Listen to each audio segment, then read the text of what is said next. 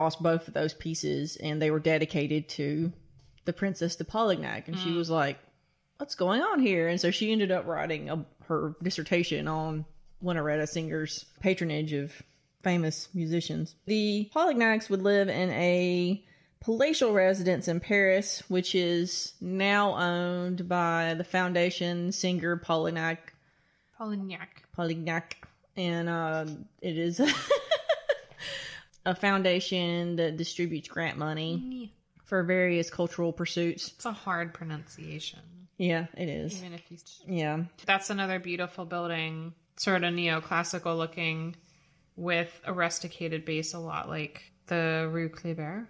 It still exists and functions as the foundation, and they have artists in residence, and they have concerts, and I guess they lived there. The foundation was created by Winnaretta in 1928, and then the foundation moved in and took over in 1945. So, because Winnaretta died in 43. Right. And then I guess they restored the home or renovated whatever they needed to do, because some of the furniture, some of the instruments needed to come out, and they went to her heirs. But the foundation moved in 1945, and then apparently there was a major restoration of the house in 1985, and to my knowledge nothing has been done. I mean, I'm sure maintenance, but nothing major has been done since then. There's an interesting, so that the website has not a whole lot of architectural information again on the house, and it's all in French, which I could figure out, except that the construction and architecture terms are not easily translated to English. Right. So they have odd translations, like arched bays decorated with staples, which may mean coins. I don't know. And a sober vegetal decoration, which I don't is that a swag? Like, I don't know what a sober vegetal decoration would be. But it sounds interesting. And then they also owned a palazzo in Venice. Oh, right. Yeah. So the palazzo in Venice is on... There was a lot more good information about that. It dates to the second half of the 16th century. It's known as the Palazzo Contarini Polignac from the Contarini del Zaffo family, who purchased it in the second half of the 16th century. Excuse me, the palazzo dates to the late 15th century. The Zaffo family, Contarini del Zaffo family, purchased it in the second half of the 16th century. So the Winnaretta and her husband started vacationing in Venice, and they, went to salons, and they were seeing all these other composers and artists, and, just another great, beautiful city of Europe. And she eventually purchased it for her husband in 1900. And of course he dies the next year, but hey, you have a palazzo. Yeah. There were salons there and at their home in Paris. I just can only imagine, because this is before hordes of tourists. It's before the city started sinking. Before it's kind of going nuts. And so I can just imagine, they throw open these beautiful, tall, arched windows open to the Grand Canal, with has all these, the gondola traffic, and you can hear this music kind of floating out over the water.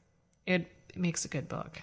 Yeah, a very room with a view. Yeah. It was a very popular destination in the late 19th century. Venice? Mm-hmm. So I found a website that had a lovely article about how to read the architectures of palazzos. Okay. And they have these walks in Florence and Rome and in Venice, but there was a specific kind of architecture for the uninitiated, a way of looking at the palazzos, and just, where the architecture came from. Because I've only been to Venice once, and it was in high school. So I remember, the Doge Palace. I remember the square, and, we were only there for a day, and I mean, I'd love to go back because it is really like nowhere else in the world. It was very prosperous during the Middle Ages. It was doing really well economically in the 12th century when Gothic architecture was popular.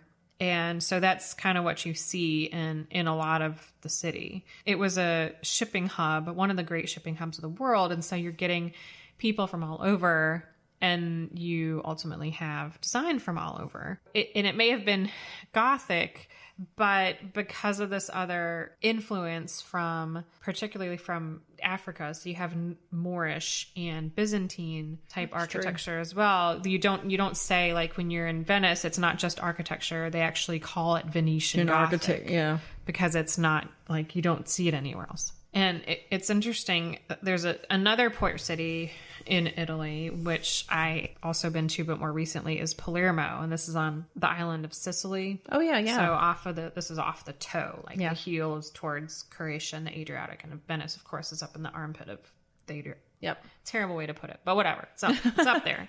And so Sicily is down. The boot cuff. Very far south, off of the toe. And off of Sicily is Malta, and then past Malta is Africa. Yeah. So you have these trade routes like coming up through, straight up through the Mediterranean and bringing their designs. So you have some really beautiful examples of Moorish architecture in Palermo as well. Sorry, that was a little aside, but no.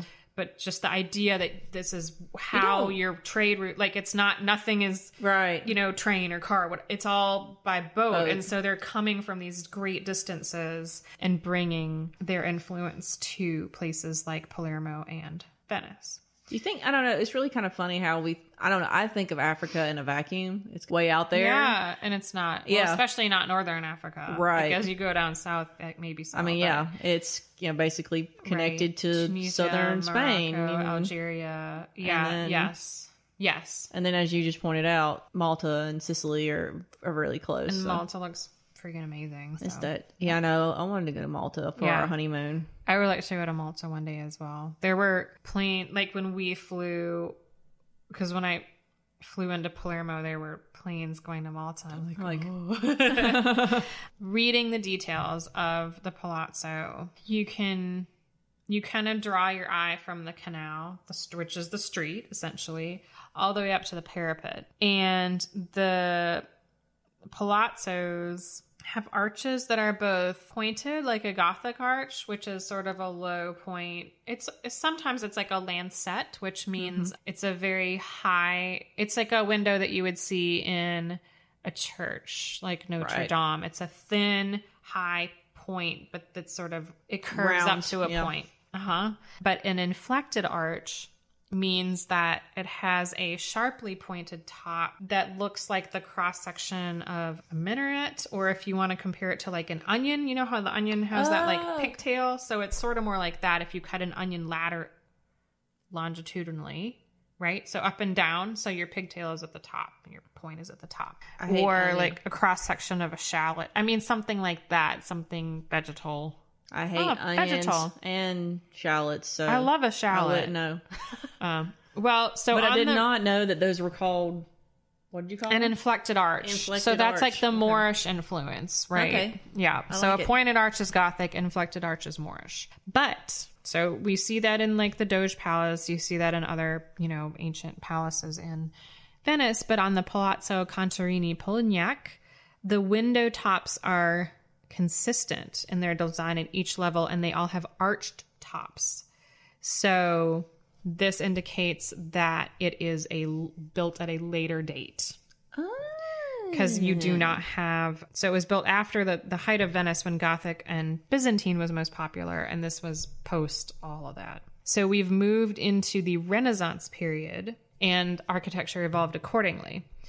With its tall windows and doors, the palazzo looks very elongated, affording sweeping views of the canal. So you have these lovely windows and doors that open. I mean, lots of glass, right?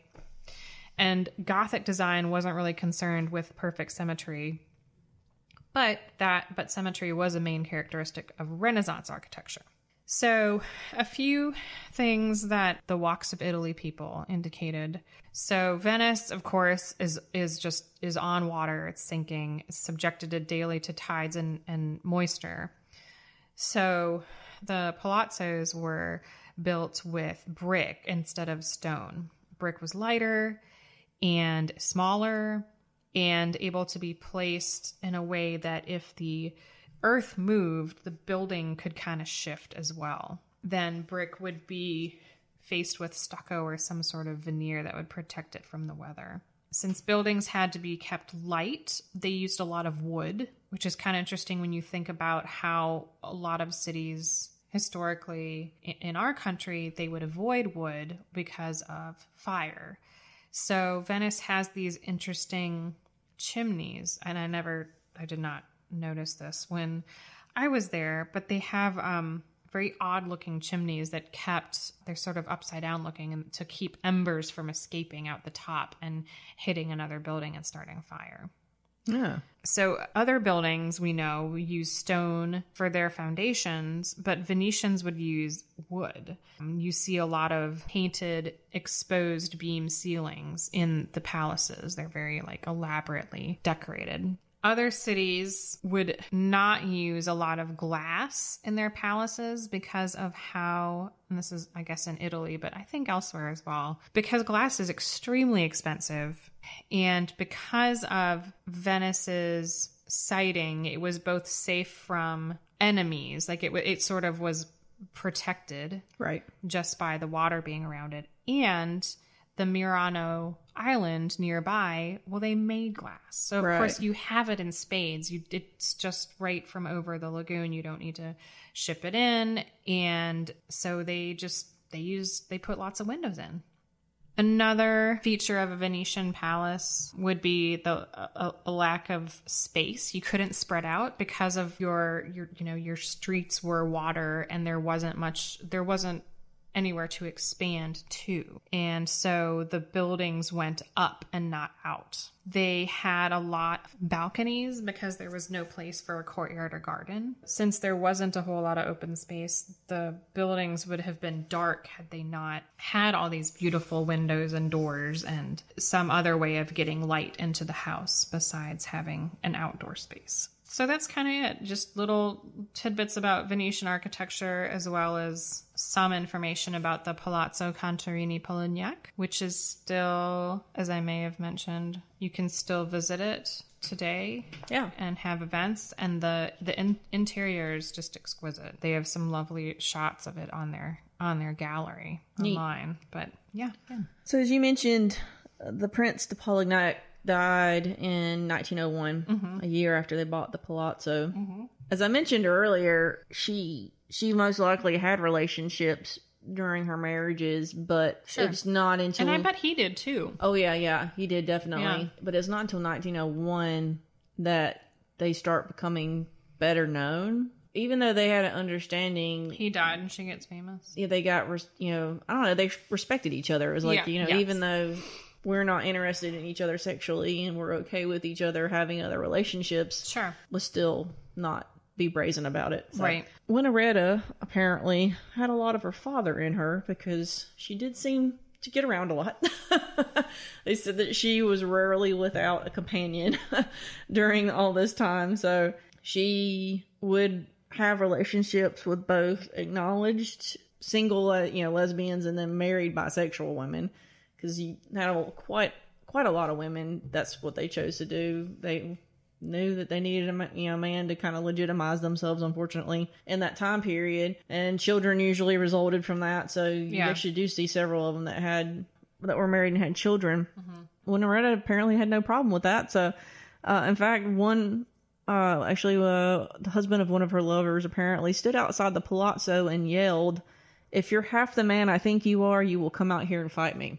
So that's great. That's pretty funny. From 1901 to 1905, we know she was involved with Olga de Meyer, a socialite and arts patroness of Italian, French, and American descent. She was actually rumored to be the illegitimate daughter of King Edward VII of England. Oh, man. Did we talk about that? Yes, that's old Bertie. Oh, it is? Yes, that's Bertie. So given the number of women that we know he bedded, this is probably very probable that he was her daddy. She was a lot like Winnaretta in that she had married a straight man first, and then when that marriage went south, she married a homosexual photographer by the name of Adolph de Meyer. Starting in 1905, Winnaretta was involved with Romaine Brooks, an English